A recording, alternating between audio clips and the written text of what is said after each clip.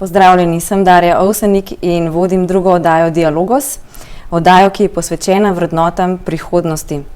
Gostje v njej namreč predstavljajo svoje različne poglede na tematiko in jo podajo odprto in vsebinsko, predvsem pa v duhu odpiramo dialog, ne prerekanja. Zato tudi starogrški naslov Dialogos, ki pomeni pogovor, dvogovor. Odpiramo vsebino, ne dnevno političnih tem. V današnji oddaji se bomo pogovarjali o obrazih epidemije, v kateri se je znašla naša družba, praktično cel svet, pred več kot letom dni in še traja, ter vpliva na različne nivoje našega življenja. Prav o tem, kakšno ceno nam je do sedaj izstavil COVID-19 na različnih nivojih, kot individuum in kot družbi, bomo danes pregovorili z našima gostoma. Z mano sta profesorica doktorica Bojana Bejović, pozdravljeni, in dr. Aleksander Zadel, pozdravljeni. Pozdravljeni. Profesorica dr. Bojana Bejović je širši javnosti mogoče bolj znana zadnje leto, ko je prevzela in je vodila vodenje vladne strokovne svetovalne skupine za COVID-19. Sicer pa je zdravnica, specialistka, infektologinja in profesorica na medicinski fakulteti v Ljubljani, od februarja letos tudi predsednica Zdravniške zbornice Slovenije. Dr. Aleksander Zadel je doktor psiholoških znanosti in specialist klinične psihologije, vodi svoj inštitut CAR, ki razvija lasten koncept dela na temeljih teorije izbire, ter partner v zaposlitveni agenciji, s svojimi predavanji, delavnicami, delovanjem, pa kot coach in svetovalec deluje v gospodarstvu, kjer pomaga postavljati kadrovske sisteme v podjetjih. Dobrodošla v oddaji. Nekaj iztočnic za začetek. Epidemija že več kot dobro leto pošteno kroji naša življenja na različnih področjih, zagotovo sprva na zdravstvenem. Tako na ravni posameznika kot ravni zagotavljanja nacionalnega zdravja. Hkrati pa na družbeni ravni pomeni to neke stalne spremembe, ki smo jim priča, ki so del našega življenja, ki so deloma posledica zunanjih ukrepov, s katerimi želimo omejiti delovanje virusa. Gre pa za ukrepe, ki jih v svoji strogosti in pa predvsem vse obsežnosti nismo bili vajeni prej, nismo jih poznali. In če se malce spomnimo lanskega prvega zaprtja države, ko smo se morda še tolažili, da bo trajalo 14 dni, bomo že izdržali, pa se je obrnilo popolnoma drugače. Danes je ukrepe težje izdajati, težje tudi sprejemati. Tem spremembam in posledicam bomo rekli kar cena, pa naj ne ima pozitivne ali negativne konotacije, dajmo priložnost, da o njih prosto govorimo in jih spoznavamo z različnih vidikov. Tako da bi začeli kar s tem. Gospa Bejović, spremljate fizično zdravstveno plat epidemije.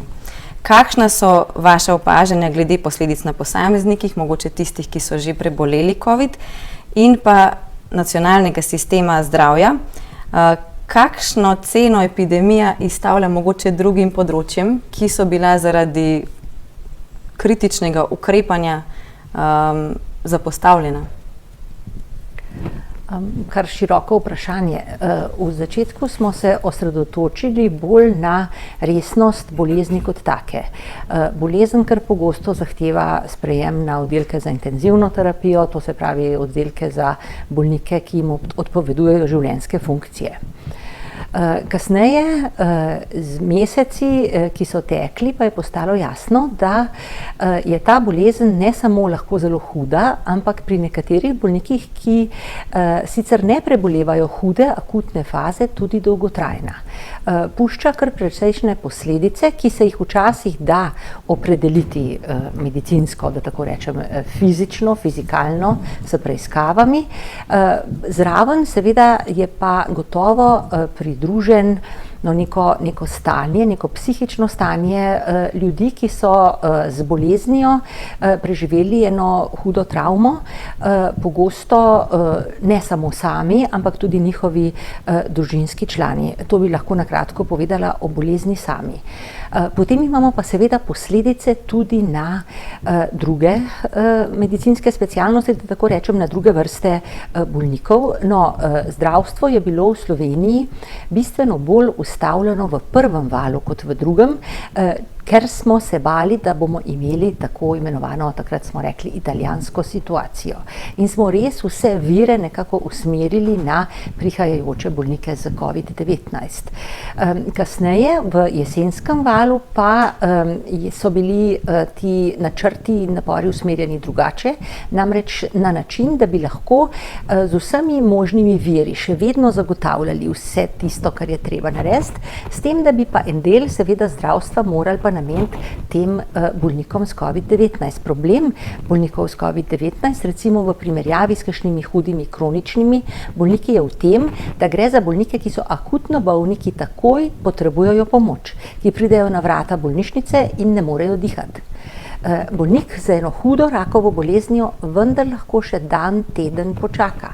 Zdaj, kakšno je to razmerje, kako to urediti, to je izjemno težko, ker bolniku, ki je ta hip ogrožen, seveda morate pomagati. Tako da je bilo to zagotavljanje obravnave enih in drugih bolnikov zelo, zelo zahtevno in zavedali smo se ves čas, tudi v prvem valu, da je slovensko zdravstvo skromno glede kadrov, tako zdravnikov kot medicinskih sester, in seveda vsaka dodatna bolezen, ki jo dejansko COVID-19 predstavlja, pomeni delovno breme in neizogibno tudi slabšo obravnavo bolnikov, ker je enostavno nemogoče nek prt pogrniti čez eno mizo, ki je prevelika. Hvala lepa. Doktor Zadel, vi pa spremljate ljudi na drugi ravni, bolj psihični. Kaj pa vi opažate v zadnjem letu? O kakšni ceni lahko govorimo na ravni posameznika in pa širše na ravni družbe? Hvala mi odzvanja že, bom rekel, nagovor in uvodne besede profesorice Bejović. Mi dostikrat pozabljamo, in tukaj si bom vzel tudi iztočnico,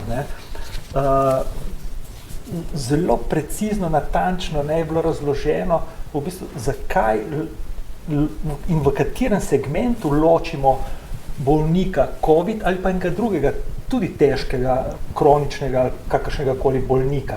On v tistem trenutku rabi medicinski servis, zdravstveni servis, ne more dihati.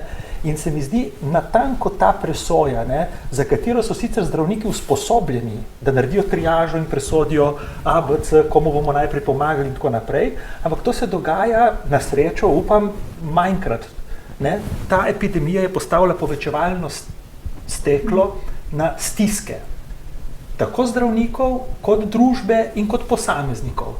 Tukaj dostikrat rečem, da je zelo pomembno, da se pogovarjamo o tem, ali jaz odgovarjam, kaj se dogaja v posamezniku v tej stiski, ali kaj se sistemsko na nivoju države dogaja. Če mene vprašate sistemsko, kako je zdravstvo se odzvalo na to krizo, jaz se še vedno varnega počutim, če rabim zdravniško pomoč. In to se mi zdi fenomenalen začetek enega razgovora.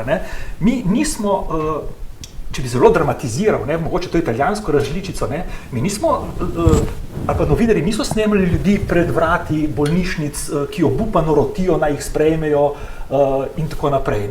Pač verjetno malo po sreči, veliko pa seveda z ogromno predanosti in dela, seveda smo se takim scenarijem, kjer bi dobesedno bi se morali zdravniki odločiti, ali enega dajo na aparat ali tega ne in zakaj tega ja, tega ne, mogoče do tega roba ni prišlo. Torej sistem je vendar vzdržal. Podobno velja širše tudi, če gledamo šolstvo.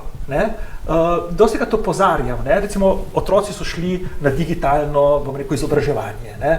In seveda v osebnem smislu je neverjetna katastrofa, kot je vsaka smrt katastrofa za posameznika oziroma družine in bližnje. Ampak spet sistemsko. Mi imamo, ne vem, tam okrog v osnovnih in srednjih šolah, tam 170, 180, 190 tisoč, bom rekel, učencev in dijakov zdaj. In jaz se spomnim podatka, kjer je bil objavljen, da 760 otrok nima dostopa do interneta. In seveda ministrico so raztrgali v tisti oddaji, ker 760 otrok nima interneta. In jaz bi rekel, bomo dali si nahrbtnike in gremo v te gorske kmetije in bomo nesli modeme in se bojo satelitsko priklopili in bo to rešeno. Ampak v resnici 178 tisoč in 200 do toliko so bili na internetu. Torej država funkcionira, je funkcioniralo zdravstvo, je funkcioniralo šolstvo in tudi drugi sistemi, jaz ne vidim, da bi bili kakšni hujši, res sistemski izzivi. To je en del. Pol pa gremo na to, kar je tudi profesor Bejović začela nakazovati, na posameznika, ne? Posredno mogoče, ne? Na to, da se je treba v tistem trenutku odločiti, a bomo peljali sebe kot svoj odnos do epidemije na en način, ne? Ali bomo delali, seveda gledali svoj vpliv, ki ga imamo na družbo. Jaz po enem letu lahko, recimo prve 4 mesece sploh nisem komentiral ne mask, ne tega, ne drugega. Danes po enem letu lahko rečem, imam globoko osebno mnenje o nošnji mask na prostem. Jaz jih nosim, ko politika zapove, jaz ne rečem, da se strinjam s politično odločitvijo, ampak politika je podaljšek družbe. To pomeni, reprezentira družbo in odloča namesto mene. Jaz sem nekje obkrožil in zdaj nekdo namesto mene odloča. Ni rečeno, se strinjam z njim. A moja družbena in človeška in intimna odgovornost je ta, da spoštujem tudi odločitev, s katero se ne strinjam. In si dam lepo masko gor in pomeni manjše tveganje, ne vem sicer za koga, ne, ampak kažem zgled. Če mi nič drugega ne ostane, na kar bi se uprl, zakaj imam masko zunaj, kažem zgled in mi ni težko.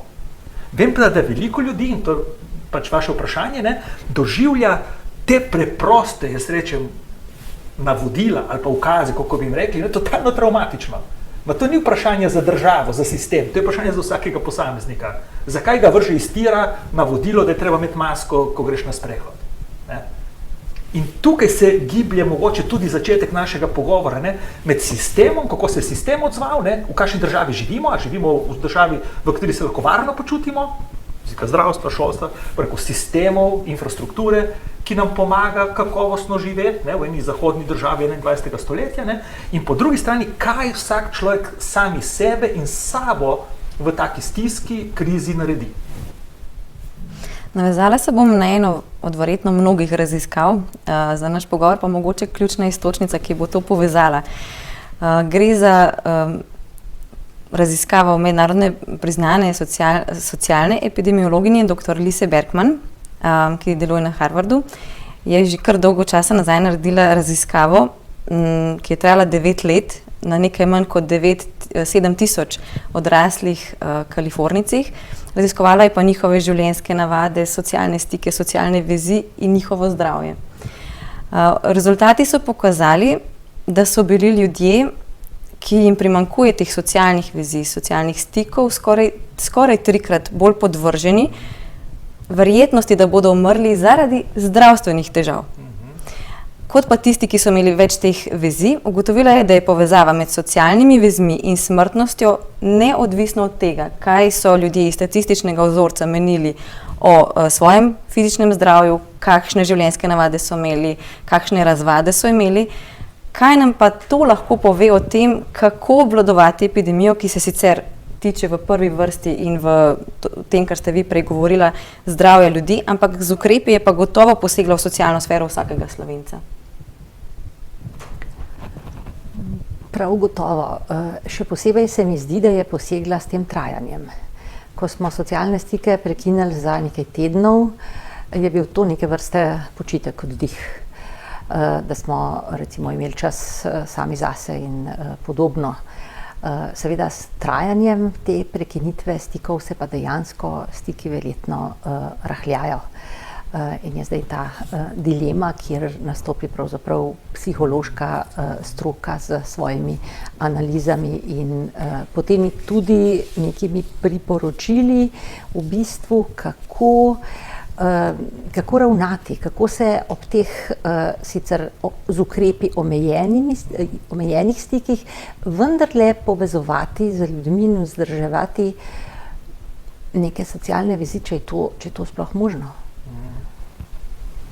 Ja, jaz seveda se strinjam za to raziskavo, hkrati se spomnim še ene. Najdlje trajajoča, sreča longitudinalna študija, psihološka, je Harvard Happiness Study. Iz 20 let prejšnjega stoletja, pomeni približno 100 let, spremljajo ljudi že, rekel, itak skozi celo življenje, že njihove potomce in tako naprej in poskušajo najti razloge za srečo v ljudeh. Ne? In seveda tam v 70 letih prejšnjega stoletja, ko smo bili študentje, so prišli prvi rezultati teh raziskav ven, ne? Ki so pokazali, ne, da ljudje ob koncu svojega življenja definirajo svoje življenje kot srečno En faktor je ven padel, samo eden, in pa dolgo ni bilo nič, in potem so bili socialni stiki. In to je bilo, zato da nekdo opredeli svoje življenje kot srečno in zadovoljno, je bilo polnovredno partnersko življenje. Torej, partner je tisti, ki definira srečo posameznika v življenju. Seveda partnerski odnos. Torej, odnos, ki ga imata dve zreli osebi druga z drugo. Ljudje, ki so živeli v polnovrednih, jaz rečem polnovrednem partnerstvu, so definirali svoje življenje za nazaj, so umrli otroci, so doživeli nesrečo, hude bolezni in tako naprej, stiske, ampak življenje je bilo srečno, zadovoljno. Materialni neki kazalci ali pa korelacije z materialnimi dejavniki, kako je šel skozi življenje, nima praktično nobenega vpliva na to, ali je kdo bil srečen ali pa ne v življenju. To, da podkrepim, bom rekel primer, ki ste ga dali vi. V medosebnih odnosih ljudje zadovoljujemo neizmerno veliko število potreb. Mi razumemo, da če smo žejni, si vzamemo vodo, če smo utrujeni, gremo počivati, če smo lačni, vzamemo hrano. Ampak kako človek zadovoljuje potrebo po varnosti, ljubezni, toplini, bližini, samozavesti, občutku lastne vrednosti? Kako lahko nekdo zadovolji svojo identiteto? Kako lahko nekdo ima identiteto zdravnika brez pacienta? Je ne moreš imeti, ne? Kako imaš lahko identiteto starša brez otrok? Ne moreš imeti. Torej, mi rabimo druge ljudi za to, da lahko sploh svojo identiteto oblikujemo. In potem, kot ste nakazali v vašem vprašanju, ko v bistvu nekdo prepreči druženje, zaradi epidemioloških razlogov, seveda začne nastajati primanjkljaj. In kot ste pravilno, oblikovali misel od začetka, po mojem mnenju, da prvih nekaj tednov, mogoče mesec, 2, 3, se praktično ne zgodi nič bistvenega. Še vedno sem jaz sin od svoje mame, tudi če nisem nekaj dlje časa videl. Ampak po drugi strani, ko v bistvu potem zaradi pravil igre, in jaz rečem, v bistvu se oddaljuješ, ko bi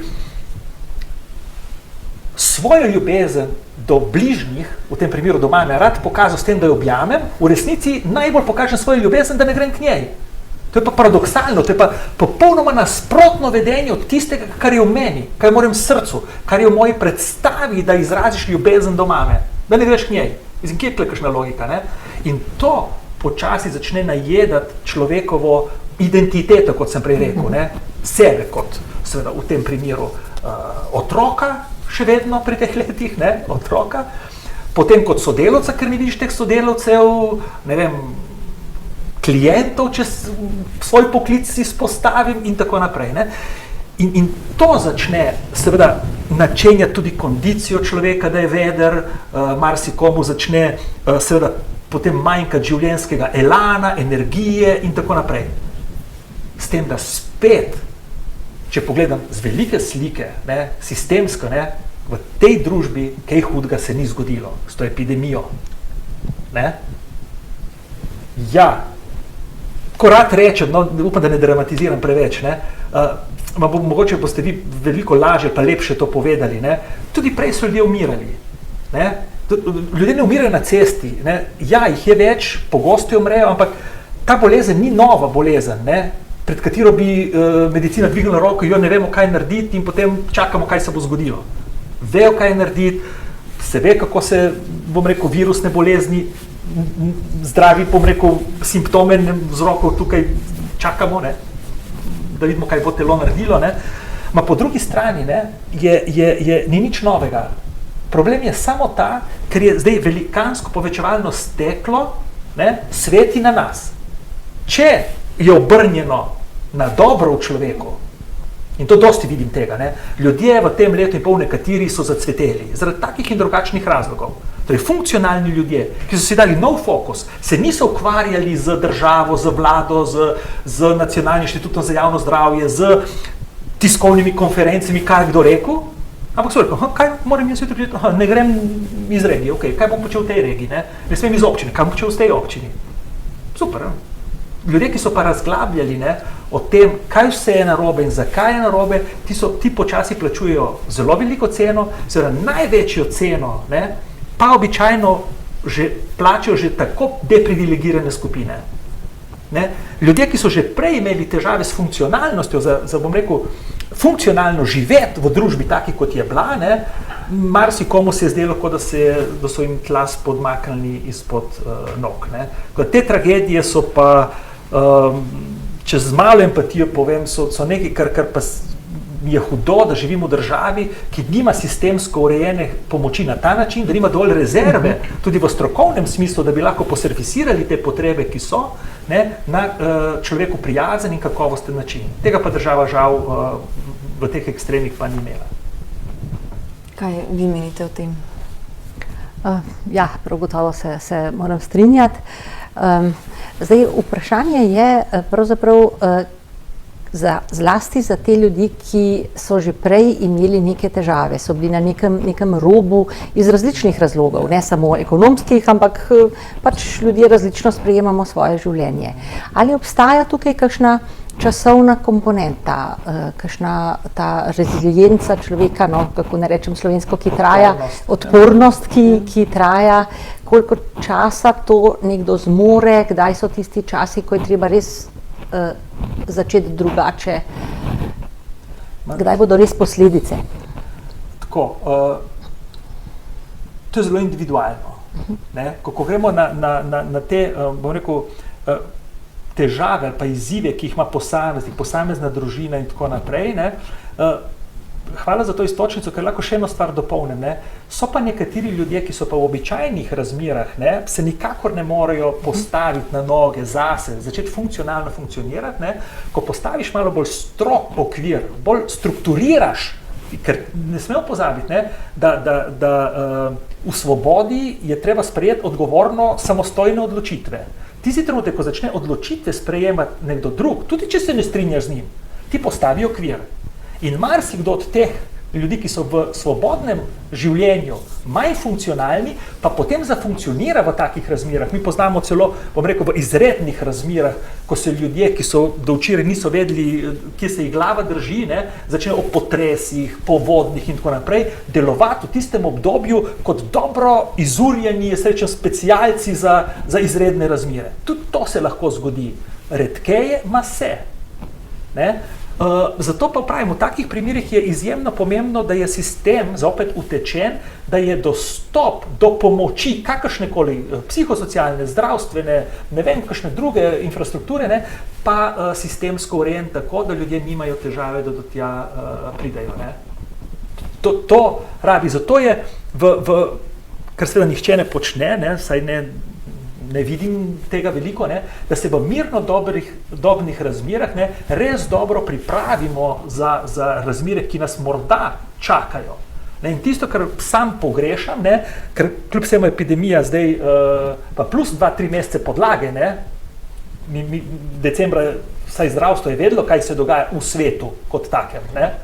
Vsaj približno. Ampak to pomeni leto in en mesec, pa še 2 do 3 mesece podlage, mislim, da to pa lahko rečem za Slovenijo, prav kakšnega hudega koraka naprej, da bi strateško dosti bolj jasno držali vajeti te epidemije v rokah, pa kakšne hude spremembe ne vidim. Toliko pa tudi mogoče lahko pokomentiram. Se zelo dobro odzivamo na vse, kar pride, pa da bi jaz videl eno jasno strategijo, to pa mi manjka. Tukaj pa pogrešam več jasnosti, več prodornosti, tudi nas, strokovnjakov, znanosti na koncu koncev in tako naprej. Kako so se pa zdravniki odzvali, recimo zdaj po enem letu? Verjetno se o tem več govori, sem prepričana. Mislim, da je doktor Zabel že nekaj omenil s tem v zvezi, sicer nasplošno za ljudi, ampak tudi pri zdravnikih se je v bistvu zgodila neka zelo pozitivna stvar, pa lahko rečem tudi pri medicinskih sestrah, predvsem mlajši zdravniki, ki še niso bili tako zelo utečeni v to medicinsko delo, so zato, ker je bilo treba, dali, da rečem, vse od sebe. Postali naenkrat izjemno uspešni, torej učinkoviti zdravniki in moram reči, da je bil ta način reakcije kar pretežen. Da so v bistvu psihološko, kot jaz lahko to ocenjujem, slabše, krajši konec potegnili tisti kolegi, ki zlasti v prvem valu niso mogli sodelovati. Ker so bili tistih specialnosti, ki so bile malo potisnjene zaradi prostorskih in kadrovskih razlogov malo ob stran. Tisti, ki pa so bili vključeni, so bili pa potegnjeni v neko življenjsko obdobje, ki je v bistvu stimulativno. Vedeli smo, kaj moramo narediti, narediti in smo to začutili kot neko tako pomembno poslanstvo. Je seveda nekaj fizične utrujenosti, ampak ta psihična utrujenost, ki bi morala seveda se že poznati, se pa nekako kompenzira še vedno s tem poslanstvom. Seveda, dokler bo to šlo. Bi pa še eno stvar mogoče omenila, namreč to osebno sprejemanje vseh teh ukrepov se meni zdi, spet mogoče laična pripomba, precej odvisno od tega, kakšno je vzdušje v družbi. Če bi bilo recimo po glavnih slovenskih medijih predstavljeno, nosili bomo maske, ker si bomo s tem pomagali, bi bilo verjetno tudi pri ljudeh, ki potrebujejo neko posebno razlago, te zoprne ukrepe, pa nekateri so res samo malo zoprni, lažje sprejeti. In moram reči, da sem jaz to ves čas nekje pogrešala, to medijsko podporo družbe, spet se to lahko razume malo tako kot neko paternalizacijo, nekaj takega, ne, da nam nekje od zgoraj povejo nekaj in nas spodbujajo k enem načinu vedenja, ampak vendarle se mi zdi, da je to manjkalo. Vi ste zdaj omenili medije, njihovo vlogo. Jaz bi se pa tukaj mogoče kar vrnila še eno raven više na način komuniciranja z javnostmi, ne? Ki seveda vpliva na mnenje posameznika, ali se ukrepov drži, se ne drži, kako se drži, oziroma če gremo malce na globlje, ali jih motivirajo ali demotivirajo. In na začetku smo bili še v nekem strahu, neznanka je bil ta virus in se nam je zdelo edino logično pravilno, vendar na dolgi rok vsi vemo, da strah sam po sebi ne more biti dober motivator, ne. Vendar so bile na tak način tudi lansirane novice o ukrepih. Kako pa smo po vajinem mnenju na tem področju opravili svojo nalogo kot odločevalci in pa kot družba, ki se mora ukrepov držati? Nekaj sta že omenila, nakazala, ali je tudi to bila neka stvar, ki se bi lahko drugače odvila? Lahko je biti general za nazaj, ne? To je prva stvar. Tisto, kar si iz ene vljudnosti in tudi nepretenциозnosti, ki jo lahko naredim, da ne bi jaz komentiral drugih ljudi, ne, bi se navezal spet na sogovornico, ne, profesor Beovićevo, ne. Pa malo nazaj bi šel še, no, ker mi bo zelo lepa replika, no. Se mi zdi, da to, kar je povedala kolegica, sogovornica za zdravnike, ne, kako so tisti, ki so dejansko bili aktivni, ne, lažje prenesli tisti pritisk dogajanja, ne, in to je tisto, kar velja tudi za celotno družbo, ne. Človek, ki je potisnjen v pasivno vlogo, ne, se bo prej počutil v stiski, kot če ima možnost, ne, pa tudi če to nosi s sabo veliko odgovornost, ne, da lahko nekaj narediš, ne. Tukaj ima zopet družba rezerve. In zdaj se pridem na vaše vprašanje, ne, torej, če bi politika, mediji, kakorkoli že jih damo v nek svoj kupček, ne, govorili za družbo kot z zrelim in odgovornim bitjem, ne, ki sprejema odgovorne odločitve, potem bi seveda izgledala družba danes zelo, zelo drugače. Ampak, če omenimo medije, ne, jaz se nisem čudil. Jaz lahko rečem tudi javno, ne, jaz med marcem, ko se je začela epidemija, in oktobrom, novembrom, jaz nisem dal nobene izjave za medije. Zato, ker mi ni bilo všeč, kako so mediji zagrabili to epidemijo. Vsak, ki je, jaz rečem, znal sešteti 2 + 2, je videl, da gre za res. Medtem ko mediji od začetka, če bi šli pogledati zdaj tiste in objavi, način komunikacije, je bilo, poiščimo afero, poiščimo, kdo kaj ni naredil in naredimo iz tega celo štalo. In pribijemo enega na križ in mi smo za svojo gledanost naredili vse. Ni bilo tega globokega zavedanja, da je zdaj drugače, da to ni afera. Da ta epidemija niso krivi Kitajci, ni kriv ta, ni kriv nik, ki nima maske v skladišču, ni kriv nik, ki jih je naročil napačne. Ne, dajmo priti do mask, dajmo dati zaščitno opremo za zdravnike. V enem trenutku, ta spomin gre hitro proč, ne, v enem trenutku zdravniki niso vedeli, ali bo imeli zaščitno opremo za stopiti do covidnega bolnika. To meni gre v mravljinci, pa nisem zdravnik po hrbtu, jaz ne vem, kaj bi zdravniki naredili takrat. Ne? In to pozabimo. In takrat se je delalo afero iz tega. Dokler tudi mediji, pač tako kot celotna družba, je po pol leta ugotovili, da takle pa ni za frkancije. Ne? In dejansko so takrat začeli tudi drugačne oddaje, z drugačno dikcijo, drugačnim nagovorom. In mediji danes, jaz kar vidim, ne, je poskus oddaj, ne, v katerih se dejansko res pogovarjamo, kako pomagati družbi, posamezniku, kako, bom rekel, razviti odnos do enega ali pa drugega področja te epidemije, ne, se naredi. Tisto, kar spet moram biti malo kritičen, ne, vse se zgodi 2 do 3 mesece nazaj. In tisto, kar je zame tragedija, da smo začeli resno o cepljenju pogovarjati šele oktobra. Bi se mogli tako že prej, pa vemo, da prej ali slej bomo to cepivo ne nazadnje imeli in iz helikopterja je videti, da eni ljudje bojo proti iz principa. Zakaj iz principa? Ker se počutijo napačno nagovorjeni. In to je pa tisto, kar pa danes opet znanje imamo, kako družba funkcionira, ne nazadnje eno leto vidimo, kako funkcionira, ne? In tukaj pa določeni komunikatorji niso pa spremenili se niti za milimeter, ne? Vztrajajo na nekih pozicijah, ki so kontraproduktivne, ki so pozicija jeznega starša na še bolj jeznega otroka, oba se imata na nek način zelo čuden, rada, ne? Ampak ne zmoreta v svoji nemoči priti blizu eden drugemu. To je za enega psihologa pogled na zdaj, kako izgleda komunikacija, dajmo reči, politična in komunikacija družbe. Ne? In zgolj tisti, ki imajo v sebi dovolj osebne moči, jih ne briga, kako ta komunicira in dvigne rit in se gre cepiti in naredi tisto, kar je ne samo družbeno odgovorno, tudi za posameznika edino smiselno vedenje. Ne gre za to, da se grem jaz sem nosil masko zaradi tega in to mi je lepo bilo. Masko ne nosiš zato, da se ne okužiš, ma da ne okužiš drugega. To je taka lepa gesta. To je, če imam možnost, jaz to povem vsakemu. Ne? Da jaz na ta način ne kažem arogance, kažem ljubezen do vas, ker imam masko. In žal se ne počutim enako nagovorjeno do unega, ki je pač nima. Žal. Ampak vem pa, da tako je v družbi, da me nimajo vsi jih tako radi, kot imam sam sebe. Jaz vas imam rad in zato nosim masko. In isto je za to cepljenje. Ne? Poskrbiš zase, ma hkrati, ko bomo dosegli to precepljenost na takem nivoju, da se bojo lahko varno počutili tudi tisti, ki se mogoče zaradi zdravstvenih indikacij ne bojo mogli cepiti, bom jaz živel v družbi tako, z nasmeškom in rekel, to je lepo živeti v tej Sloveniji. Ne? Skrbimo drug za drugega, smo pozorni drug na drugega, pač lepo, no? Mislim, da gre tukaj predvsem za nek dvom, ki se je zasejal z različnimi novicami, če govoriva o cepljenju. Ne? In mislim, da je bila ta...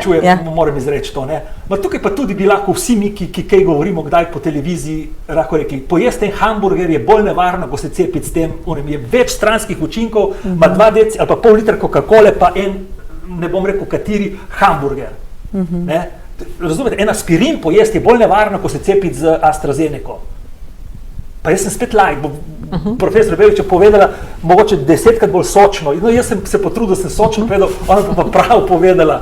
Ne, razumeš, človek s polnim hamburgerjem masno mokle teče in ne vem, kaj še vse, cukor je, kaj še tam noter, ne, pravi se ne bo cepil, kaj je nevarno.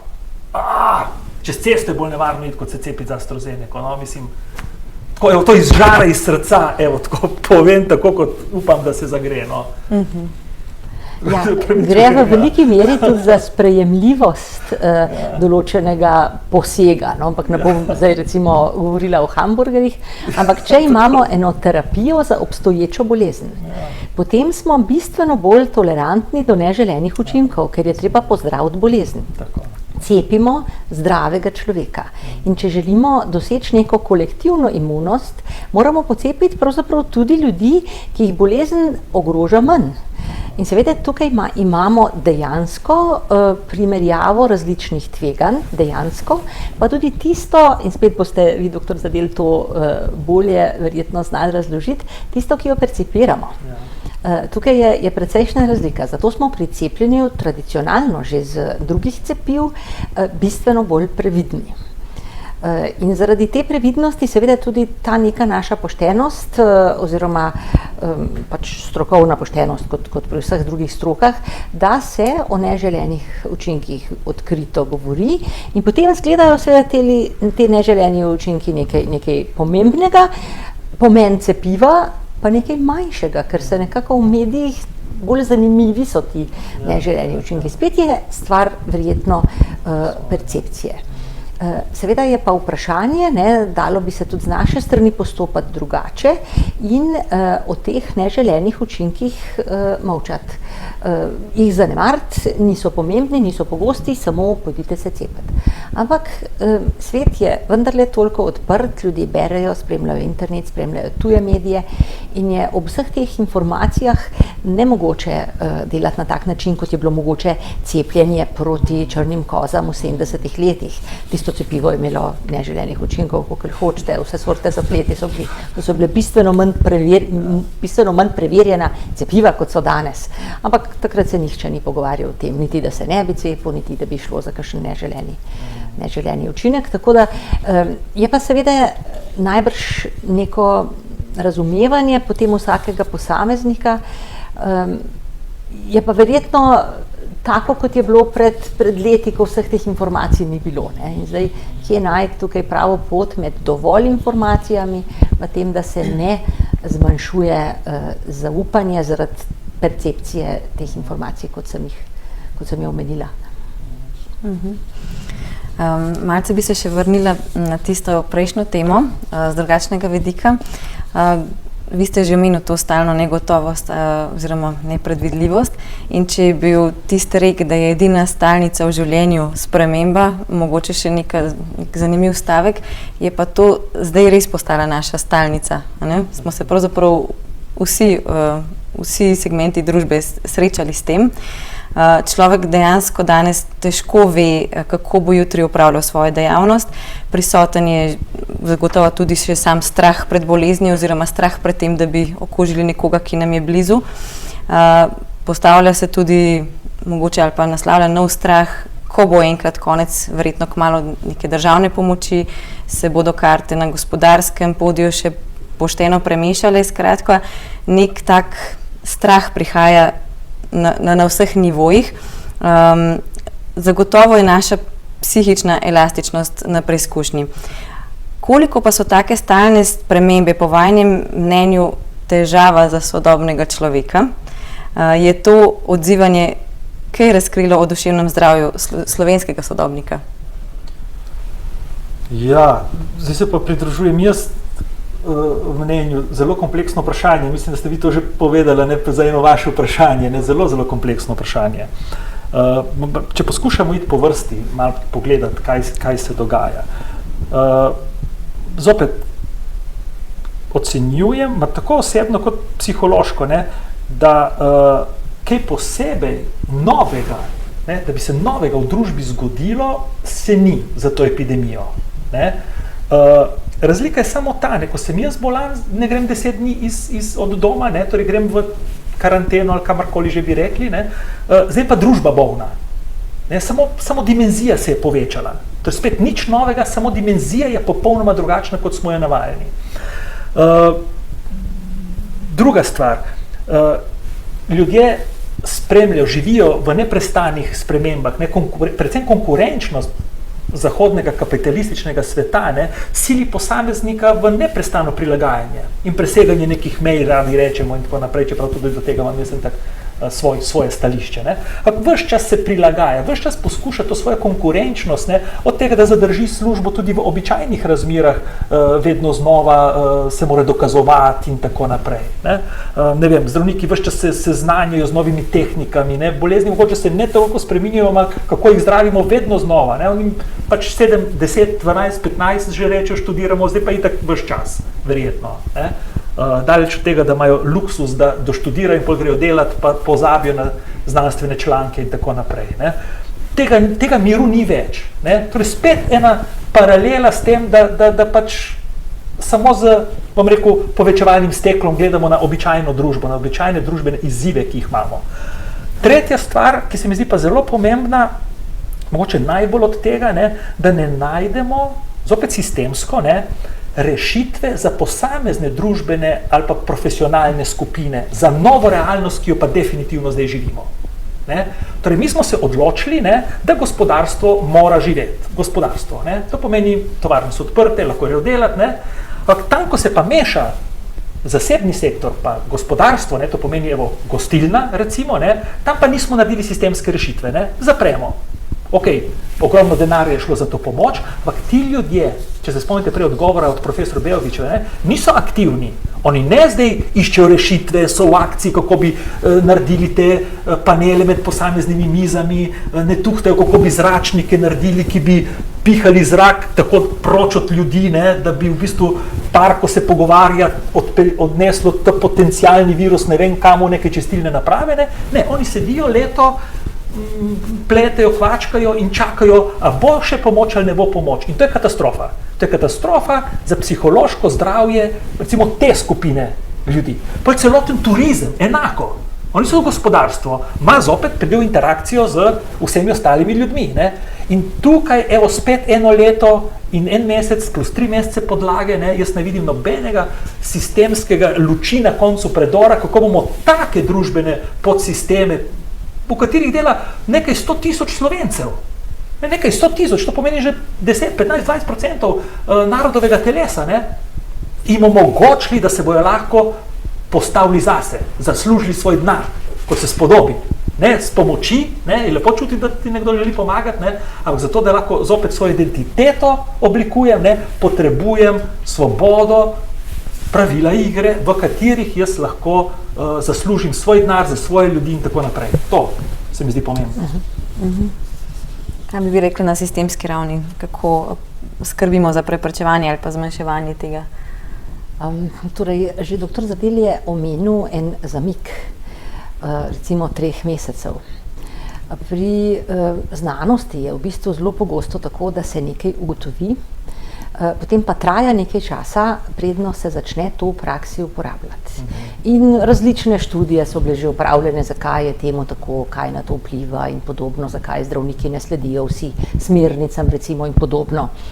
Jaz mislim, da gre tukaj za nekaj podobnega, da je treba dejstva povezana z epidemijo, ali so to znanstvene ugotovitve, ali pravzaprav so na nekem področju vedno neke take ugotovitve, kako to potem prenesti v prakso, pa ne samo prenesti v prakso, tudi prenesti v prakso na način, da bodo to vsi ljudje razumeli in uporabljali, ker mora iti to na široko do pravzaprav vsakega človeka, gosta v gostinskem lokalu, se pravi, gre za vse prebivalce, pa te, ki to recimo izvajajo. Sej en tak značilen primer so ti hitri testi.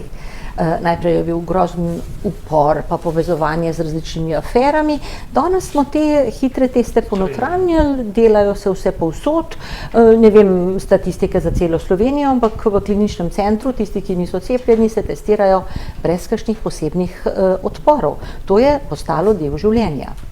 Nekaj podobnega se bo najbrž zgodilo s hitrimi testi v šolah, ki so trenutno tarča raznih peticij, nasprotovanj, skratka, čeprav gre za zelo preprost poseg, ki je lahko koristen, to so vse posegi, ukrepi, ki se seštevajo, noben od teh ukrepov seveda ni 100%.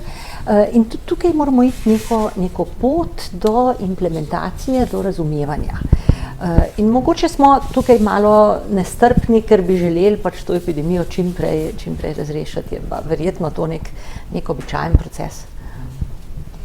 Kaj se vam pa zdi glede socialnih stikov?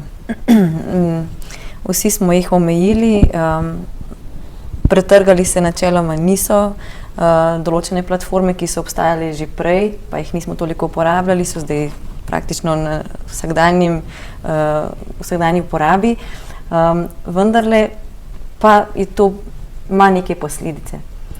Kaj mislite vidva o prihodnosti? Kako vidva gledate na njo? Je to naša realnost še veliko časa, smo se na to navadili, ali je bil to neke vrste post, tako imenovani post, in bomo še bolj zahrepenili po res teh fizičnih stikih, smo vendarle bitje odnosov? Če odgovorim na vaše vprašanje, pa se navežem zopet na pogovor, ne? Recimo ti testi, ko jih omenjate, pa tudi hitre teste, povezovanje z afero. Meni je bilo všeč, recimo, ko je stroka se odzvala na pomislek družbe. Ne? Če se spomnite, v čisto začetnem obdobju uporabe hitrih testov ob PCR testih, ne, so rekli, toliko je bilo pozitivnih PCR testov in toliko teh. In jaz ne vem, kdaj, ampak v enem trenutku, ne, ker se je pojavila, statistična verjetnost, lažni, pozitivni rezultati, ne, vsak, ki je pozitiven na hitrem testu, naredi še PCR test, ne, in tisti potem potrdi. Ta drobna rešitev v mojem svetu je pomirila 70%, 100 jih ne more nikdar, ne? Ampak 70% ali 80% skeptikov so rekli, aha, to je logično, make sense, ne? To deluje. In ko bomo na ta način, ne, začeli v bistvu razumeti, mi laiki, kaj dela znanost, če bo politika tako razložila, zakaj smo to majhno spremembo naredili, da nam je lažje, ne? Kot človek da v svoj svet, zato dostikrat rečemo, ko se ukvarjamo z znanostjo, ne, a znaš povedati tako, da bo 5-letnik razumel, ne? In ko znaš to tako povedati, potem vse lažje. Pol tudi ti veš, kaj delaš, ker dostikrat še sami ne vemo, kaj delamo. Ne? Ko znamo povedati 5-letniku, zakaj gre, je to v redu. In zaključek vašega vprašanja, ne, jaz mislim, da nimamo steklene krogle, ne, ampak v bistvu to je dejstvo. Ne. Ta virus je dejstvo, ne bo poniknil kot SARS-CoV-1, ki je bil, ker je imel drugačne značilnosti z vidika, kdaj je kužen, kdaj ni, in je bilo tam veliko lažje v resnici, če pa je bil težji, ne, je bilo veliko lažje zamejiti to. To je zdaj realnost, ne. Razumete, mi imamo toliko, medicina je toliko ljudi pripeljala do 90. leta, 80. leta starosti, kar v zgodovini nikdar ni bilo. Ne. To pomeni, da v generaciji mojih staršev, ne, so v vsaki družini so imeli smrtni primer otroka do 5. 10. leta je en otrok umrl. Danes, sreča ni. Ampak to pomeni, da je veliko ljudi zdravih zaradi pomoči medicine. In živih danes, zaradi pomoči medicine, antibiotikov in tako naprej. Ne? In seveda smo, ravno zaradi tega, tudi veliko bolj ranljivi. In en tak virus naredi razdejanje v družbi, v navide zdravi družbi 21. stoletja, ampak krhki. In to je eden od množice virusov. Mi živimo tako na gosto, ne, da ni nič čudnega. Sem bral tudi te študije, antropološke študije, pojava virusov, ne, v zadnjih 15.000 letih od prehoda iz lovsko-nabiralniške v to farmersko, ne, živinorejsko, poljedelsko družbo. Ne. Zakaj so se takrat začeli epidemije? Zakaj prej niti ni bilo pogojev, da bi se ustvarili epidemije in tako naprej? Te stvari so zelo zanimive, ne, če koga zanima, in tu se potem dobiš odgovor, to je naša, ne nova, to je naša realnost. In prej, ko bomo razumeli, ne, da se cepimo, ne, niso bili izkoreninjene samo črne koze, ne, en kup enih zelo zahtevnih bolezni, ne, in da je to nekaj dobrega, ne, da v bistvu napajanje naših duš s strahom, ne, da je to zarota in tako naprej, farmacevt ali pa kogarkoli že, Billa Gatesa, ne vem, in še tako naprej, je zelo, zelo kratkovidno, skogledom mišljenje, ki v bistvu škodi tako posamezniku in žal potem tudi družbi. Res je, in čisto nič ne koristi. Ne glede na to, odkot je epidemija prišla, imamo jo tukaj in treba se je z njo ukvarjati in pravzaprav živeti ob tem čim bolj normalno, oziroma premisliti, ali nam te ukrepi, ki jih moramo recimo spoštovati, res tako globoko posegajo v naše življenje. Jaz mislim, da ne. Da se ob marsikakšnem ukrepu da pravzaprav dosti normalno živeti. Seveda ne, če ne gre konkretno za neko skupino ljudi, ki ne more opravljati recimo svojega dela, ali če gre za kakšne stike med ljudmi, ki so zdaj onemogočeni, zmanjšani, bolj poredko. Ampak vendar, ljudje se moramo, mislim, da večkrat vprašati, kaj je tisto bistvo našega življenja in pogledati, ali ukrepi vplivajo, ali epidemija vpliva na bistvo. In jaz osebno, ne, pa dobro, vsak človek pripada pač neki skupini, ne, težko je govoriti na splošno, da vendarle ne in da bomo lahko normalno živeli kljub malo drugačnem načinu življenja. Profesor Bejović, doktor Zadel, hvala lepa za vajin pogovor, dvogovor. Upam, da sem vam dala dobre istočnice in da smo na različnih ravneh vsaj nekoliko pretresli tole našo novo realnost, ki v bistvu ni novo realnost, pravi gospod Zadel. Hvala lepa. Hvala lepa za povabilo. Hvala. Hvala, ja.